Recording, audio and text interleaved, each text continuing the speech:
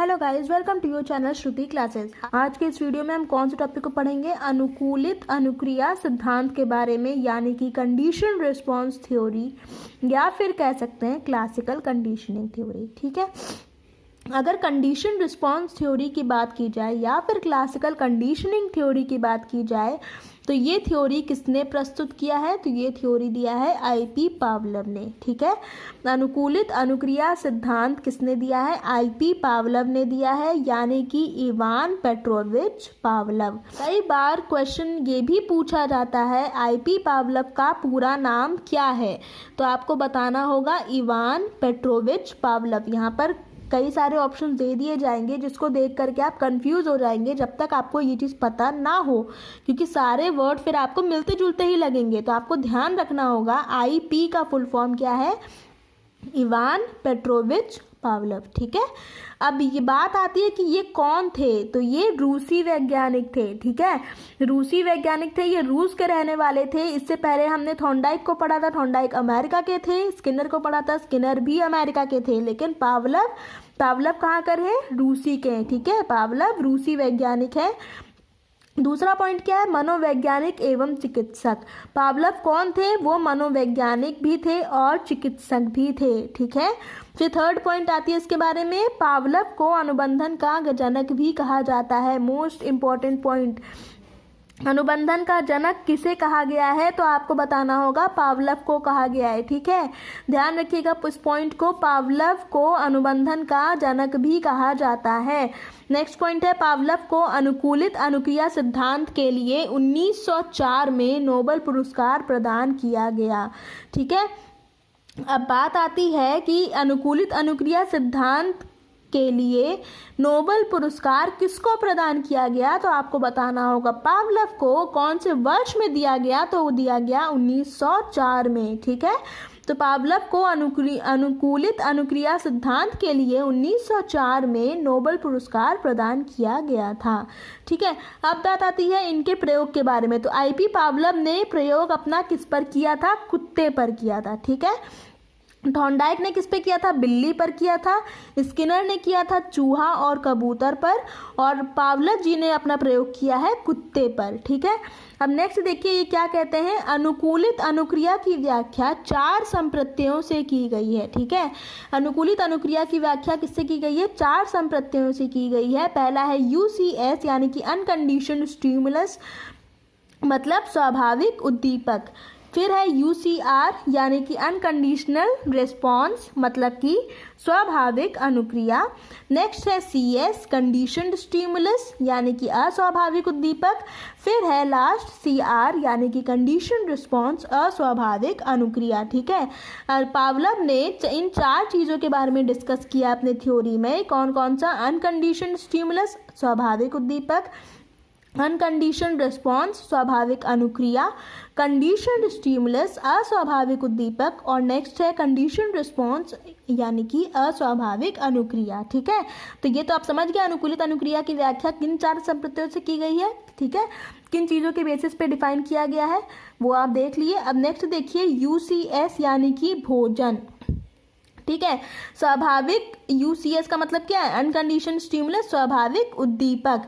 जब आपके सामने स्वाभाविक उद्दीपक को लाया जाएगा, यानी कि भोजन प्रस्तुत किया जाएगा, तो जाहिर सी बात है आपका यूसीआर होगा, यानी कि स्वाभाविक अनुक्रिया होगा, जिसका अर्थ है कि आपके मुंह से लार टपकेगा ही है, टपकेगा। ठीक है, आपके मुंह में लार आएगा जब आप भोजन को देखेंगे। तो ये कहा गया है कि स्वाभाविक उद्दीपक को प्रस्तुत करने पर स्वाभाविक अनुक्रिया होता है। ठीक है, पहला ये था इनका पावलव की थ्योरी में। नेक्स्ट था सीएस का मतलब है कंडीशन स्टिमुलस, जो कि कहा गया है घंटी को। ठीक है, अगर आपके सामने घंटी बजाई जाती है, ठीक है, बजती जा रही, तो क्या आप कोई रिस्पांस देंगे? कोई रिस्पांस नहीं देंगे। ऐसे ही इनके प्रयोग में, जो कि कुत्ते पर किया गया था, जब कुत्ते के सामने भोजन ला के आप रखेंगे तो जाहिर सी बात है उसके मुंह में लार आएगा। स्वाभाविक उद्दीपक को देखने पर स्वाभाविक अनुक्रिया होगा। लेकिन अगर अस्वाभाविक उद्दीपक को दिखाया जाए, अगर घंटी बजाया जाए कुत्ते के सामने, तो क्या वो कोई रिस्पॉन्स करेगा? कोई रिस्पॉन्स नहीं करेगा। ठीक है, अगर आप अस्वाभाविक उद्दीपक दे रहे हैं, सामने रख रहे हैं, यानी कि आप घंटी बजा रहे हैं कुत्ते के सामने, तो वो कोई रिस्पॉन्स नहीं करेगा।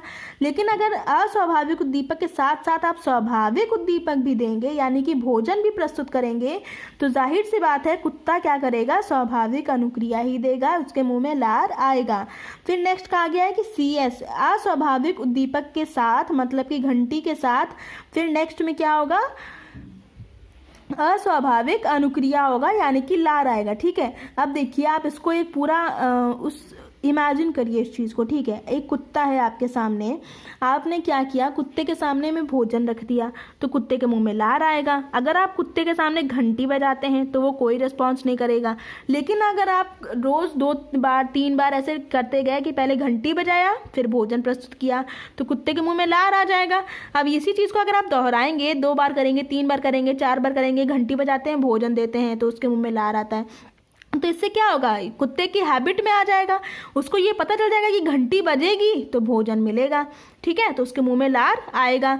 अब यही चीज़ अगर आप करते करते भोजन को हटा दीजिए, फिर आप सिर्फ घंटी बजाइए उसके सामने, तो भी कुत्ते के मुंह में लार आएगा ही आएगा। ठीक है, क्योंकि उसके वो हैबिट में आ गया है, उसने ये सोच लिया है, उसने ये जान लिया है कि घंटी बजते ही मुझे भोजन मिलेगा। लेकिन यहाँ पर वो हैबिट को अगर आप बीच में बंद कर देते हैं तो भी उसका ये हैबिट तो चलता रहेगा, उसके मुंह में लार तो आएगा ही। पहले आपने देखा कि जब आपने घंटी बजाया तो कोई रिस्पॉन्स नहीं दिया, लेकिन अब अगर आप उसके आदत में डाल देते हैं कि घंटी बजी भोजन दिया तो उसका लार आया, अब फिर अगर आप उसके बाद फिर सिर्फ घंटी बजाते हैं उसके सामने तो भी उसके मुंह में लार आएगा ही आएगा। ठीक है, वो यही सोचेगा कि घंटी बजी है मतलब उसको भोजन मिलेगा, तो उसके मुंह में लार आ जाता है। ठीक है, यही प्रयोग किया है, यही चीज़ समझाना चाहा है किसने, इवान पेट्रोविच पावलोव ने। अब देखिए इनके प्रयोग का निष्कर्ष क्या निकलता है। यदि लंबे समय तक स्वाभाविक तथा अस्वाभाविक उद्दीपन को एक साथ प्रस्तुत की जाए तो व्यक्ति अस्वाभाविक उद्दीपन के प्रति भी स्वाभाविक जैसी अनुक्रिया करने लगता है। ठीक है, यदि लंबे समय तक स्वाभाविक तथा अस्वाभाविक मतलब कि आपने घंटी बजाया, घंटी के साथ साथ भोजन दिया, वो अगर लंबे समय तक आप यही चीज़ चलाते रहेंगे तो क्या होगा, व्यक्ति अस्वाभाविक उद्दीपन के प्रति भी स्वाभाविक जैसी अनुक्रिया करने लगता है। ठीक है, उसके बाद व्यक्ति क्या करेगा, घंटी बजते ही उसको भोजन नहीं मिलेगा, लेकिन फिर भी घंटी के बजने पर उसके मुंह में लार आएगा। ठीक है, वो स्वाभाविक अनुक्रिया ही जैसे करेगा। इसे अनुकूलित अनुक्रिया अथवा अनुबंधित अनुक्रिया कहते हैं। ठीक है, इसी चीज़ को क्या कहा गया है, अनुकूलित अनुक्रिया या फिर अनुबंधित अनुक्रिया। ठीक है, समझ में आ गया आपको बात, अनुकूलित अनुक्रिया का नाम क्यों पड़ा है और या फिर अनुबंधित अनुक्रिया, अनुकूलित अनुक्रिया किसे कहते हैं। ठीक है, अब नेक्स्ट देखिए क्या कह रहे हैं, अस्वाभाविक या कृत्रिम उत्तेजक के कारण स्वाभाविक या प्राकृतिक उत्तेजक के समान हुई प्रक्रिया को संबद्ध प्रतिक्रिया या संबद्ध सहज क्रिया कहते हैं। ठीक है, अस्वाभाविक या कृत्रिम उत्तेजक के कारण ही स्वाभाविक या प्राकृतिक उत्तेजक के समान हुई प्रतिक्रिया को क्या कहते हैं, संबद्ध प्रतिक्रिया या फिर संबद्ध सहज प्रतिक्रिया। नेक्स्ट देखिए आप, इनके सिद्धांत के कई सारे नाम हैं, उन नाम को हम देखेंगे।